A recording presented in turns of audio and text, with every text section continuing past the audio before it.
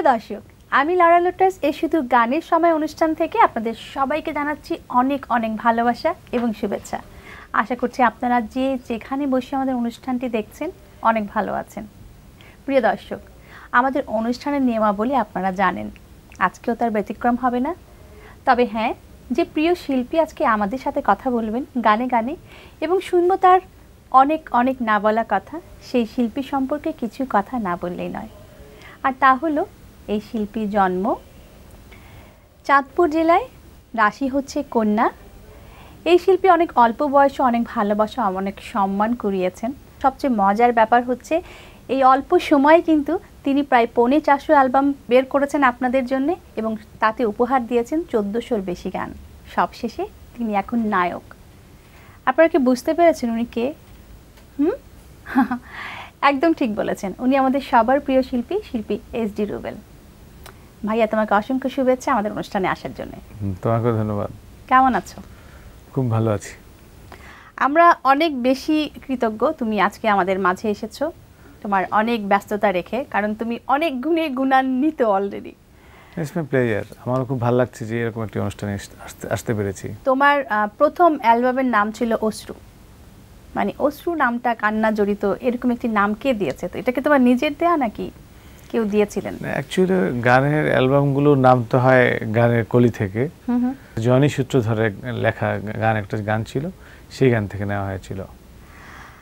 আচ্ছা, তোমাকে যদি এখন একটা প্রশ্ন করা হয় যে কোন নাম বা কোন উপাধিতে বেশি ভালো লাগে আপনার, সুরকার, গীতিকার, প্রযোজক, গায়ক নাকি নায়ক? না, অ্যাকচুয়ালি আমি তো গায়ক, তাই না? সবার আগে আমি তো বাংলাদেশের মানুষ যে কজন আমাকে চিনে জানে সেটা হচ্ছে যে আমি একজন সঙ্গীত শিল্পী।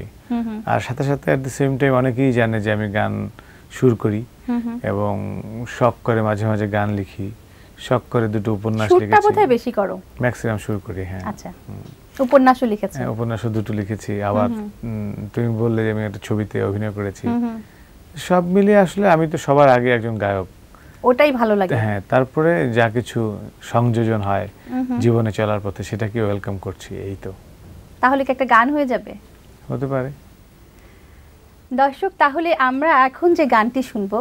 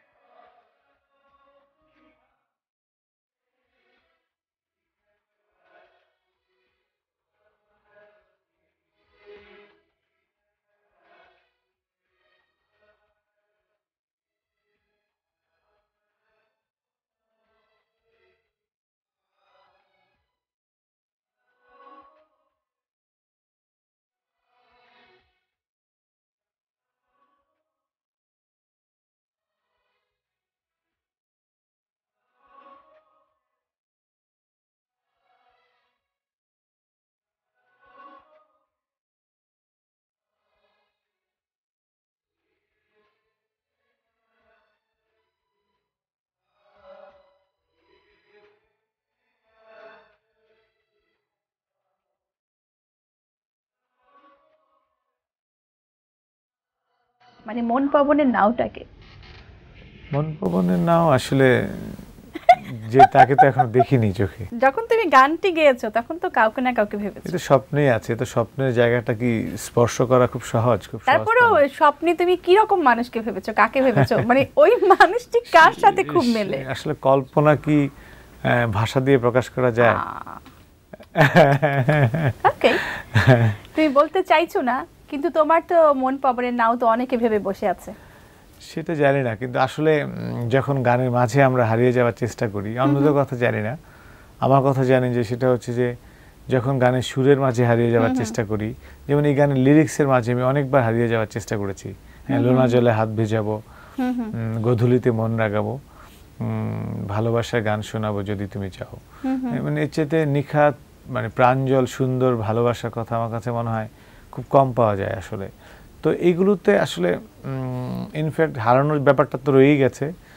আর যখন সুর, গানের মিউজিক, গানের লিরিক্স সব কিছু মিলিয়ে মানে খুব রিচ একটা কিছু হয়, আর তার সাথে যদি গায়ক এটাকে মেলানো যায়, আমার কাছে মনে হয় তখন একটা গান প্রাণবন্ত হয়ে ওঠে, তাই না? আচ্ছা, তো সেই স্বপ্নের জায়গাটা আসলে মেলানো খুব মুশকিল। তো আমরা কি এখন একটি বিরতি নিব? Sure sure. সময় হয়েছে একটি বিরতি নেওয়ার, আশা করছি সঙ্গেই থাকবেন। অসংখ্য ধন্যবাদ এতক্ষণ আমাদের সঙ্গে থাকার জন্য। আসলে এই প্রিয় মানুষটির কাছে ফিরে যাই। ভালোবাসলে কাঁদতে হয় কেন বলো তো? ভালোবাসায় আমার কাছে মনে হয় এই চোখের পানিটাই একটা ভালোবাসা। আমার কাছে মনে হয় কাউকে ফিল করে চোখ দিয়ে পানি পড়া, এটার যে গভীরতা আমার কাছে মনে হয় তুমি আমার চেয়ে একেবারে কম বোঝার কথা না। বুঝতে পেরেছি, তুমি কবার কেঁদেছো ভালোবেসে? আমি আমি আসলে আমি আমি আমি না, আমি হয়েছে আমার সেভাবে কান্না করা হয়নি, তবে আমি ফিল করেছি, আসলে সত্যিকার অর্থে আমি ফিল করেছি জীবনে কোনো কোনো মুহূর্ত, কোনো কিছু ভালোবেসে। শুধু যে তোমরা প্রেম ভালোবাসা বলতে কি বুঝো আমি জানি না, ভালোবাসা কিন্তু বিভিন্ন রকম হয়, তাই না? যেমন আমি একটা জিনিস চাইলাম মনে প্রাণে, কিন্তু সেই জিনিসটা পেলাম না, এটাও কিন্তু একটা ভালোবাসা, কষ্টটা কিন্তু থেকেই যায়। তো এরকম সিচুয়েশন যে জীবনে কখনো হয়নি তা না, হয়েছে। তো সেই কষ্টটা, সেই দুঃখটাকে নিয়েই তো সামনের দিকে এগিয়ে যাওয়া। ভালোবাসলে কাঁদতে হয়, এটা আসলে তোমারই গানের কথা। শুরুটা আমি তোমার গানের কথা দিয়ে শুরু করলাম, তুমি শুধু বলো যে কথা সুর কার এবং গেয়েছো তো তুমি। এই গানটার কথা লিখেছে মুন্সি ওয়াদুদ, আচ্ছা, আর সুর করেছেন আমাদের শ্রদ্ধেয় শেখ সাদী খান সাহেব। আচ্ছা, ভালোবাসলে কাঁদতে হয়। দর্শক, চলুন আমরা কাঁদবো না, আমরা অনেক হাসবো এবং গানটি শুনবো।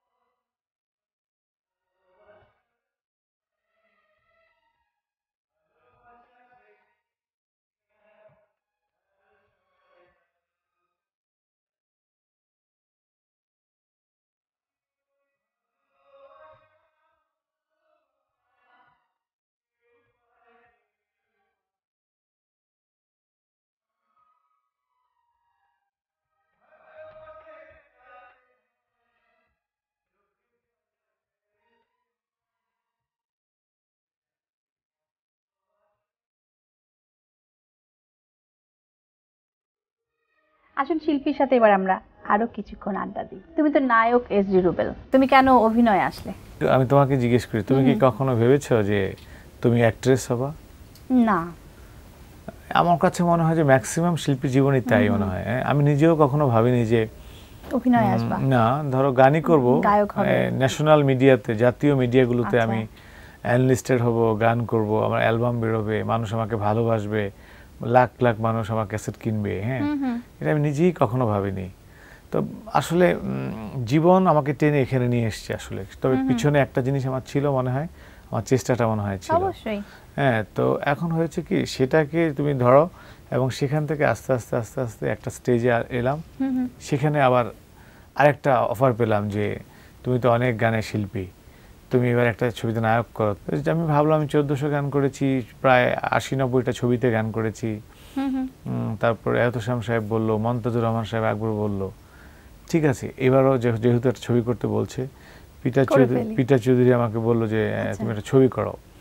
সে আমার কিছু স্টেজ ফাংশনে আমার পাবলিক ক্রেজগুলো সে দেখেছে, সেখান থেকে হয়তো সে চিন্তা করেছে যে তাকে যেহেতু মানুষ ভালোবাসে এরকম করে, তাকে নিয়ে ছবি বানালে নিশ্চয়ই সফল হবো। সেই তার উৎসাহই আসলে ইনফ্যাক্ট ছবিতে ড্রাইভ দেওয়া। ইনফ্যাক্ট প্রিয় দর্শক জেনে গেলেন তো, যদি আপনার সেই রকম যোগ্যতা থাকে আর পাশে যদি এরকম সুশ্রী চেহারা থাকে, আমি না এসডি রুবেলের কথা বলছি, তাহলে রাতারাতি তো গায়ক থেকে নায়ক হওয়াই যায়। আর তার তো আছে অনেক গুণ। কিন্তু এখন সময় হয়েছে একটি বিরতি নেওয়ার, আশা করছি সঙ্গেই থাকবেন। তোমার প্রিয় রং কি? আমার প্রিয় রং সাদা। প্রিয় রং সাদা, নেভি ব্লু পরে এসেছো। এই সাদা প্যান্ট পরেছি। ও তোমার প্রিয় মানুষ কে? আমার প্রিয় মানুষ বলতে আমার মা। হ্যাঁ, মা তো সবার খুবই প্রিয় আমার। অবশ্যই। আর প্রিয় ব্যক্তিত্ব যদি বলো, আমার বাবা মা অবশ্যই আমার উপর একটা প্রভাব ফেলে। আর তারপর যদি বাইরের কারো কথা বলো, আমি মাদার তেরেসা, ওনার ব্যক্তিত্বটা আমার খুব ভালো লেগেছে, যে সারাটা জীবন মানুষের জন্যই নিজের জীবনটা উৎসর্গ করে দিলেন। হ্যাঁ, তা ওনাকে সবসময় আমার ভালো লাগে এবং মনে করি আমি ওনাকে। আচ্ছা, আমরা আরো একটি গানে যাব, তার আগে তুমি ঝটপট বলে ফেলো, কবার প্রেম করেছো, কজনকে বেসেছো? আসলে ভালোবাসার মনটা আমার তোমার সত্যি আমার মানে খুব চমৎকার, যে আমি ভালোবাসি কিন্তু খুব সহজেই ভালোবাসি, এবং আমি খুব সহজেই কোনো কিছু প্রেমে পড়ি কিন্তু। হ্যাঁ, যেমন ধরো কাউকে আমার ভালো লাগলো, আমি খুব সহজেই কিন্তু ওই ভালো লাগাটা আমার মধ্যে একটা স্বপ্ন হয়। হ্যাঁ, আচ্ছা, তো সেটা তুমি আবার আগের একটু আগে বলেছিলাম, সেটা কিংবা কোনো নারী কেন্দ্রিক কিংবা নট দ্যাট, এই প্রেমে আমি পড়ি। আমি নারী কেন্দ্রিক কি বলছি? হ্যাঁ, না, নারী কেন্দ্রিক বিষয়গুলো আসলে সেভাবে ধরো মানে প্রতি মুহূর্তে তো ছুঁয়ে যাওয়া সম্ভব হয় না আসলে। তারপরে তুমি বলছো না ঘুরিয়ে পেঁচিয়ে ওই একই হলো, মানে আমরা গানে চলে যাই। ইচ্ছে করে ভালোবাসা, এই তো তুমি প্রেমের কথা শুনে গেলে। তাহলে কি গানটি দর্শককে উপহার দিবে? হ্যাঁ হ্যাঁ, দর্শক চলুন, ইচ্ছে করে ভালোবাসা। আমার তো ইচ্ছে করে, পাশাপাশি আপনাদেরও ইচ্ছে করে, শিল্পীর নিজেরও ইচ্ছে করছে। আসেন শুনে আসি।